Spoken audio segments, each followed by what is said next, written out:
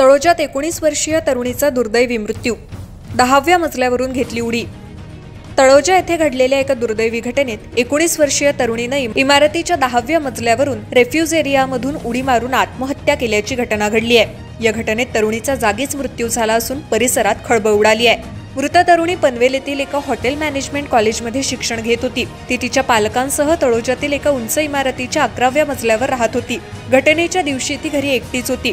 तिचे वडील कामावर गेले होते तर आई साताऱ्याला आपल्या आईला भेटण्यासाठी गेली होती। दुपारच्या सुमारास इमारतीमधील एका रहिवाशानं तरुणीनं उडी मारल्याचं पाहिलं आणि तातडीनं तळोजा पोलिसांना याची माहिती दिली।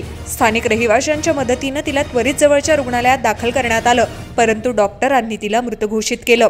या प्रकरणी तळोजा पोलीस ठाण्याचे वरिष्ठ पोलीस निरीक्षक सागर निकम यांनी दिलेल्या माहितीनुसार प्राथमिक तपासातून अपघाती मृत्यूची नोंद करण्यात आली असून पुढील तपास सुरू आहे।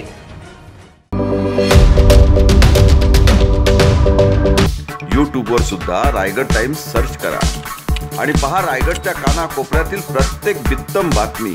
आणि हो, लगेच सबस्क्राइब बटनवर क्लिक करायला विसरू नका।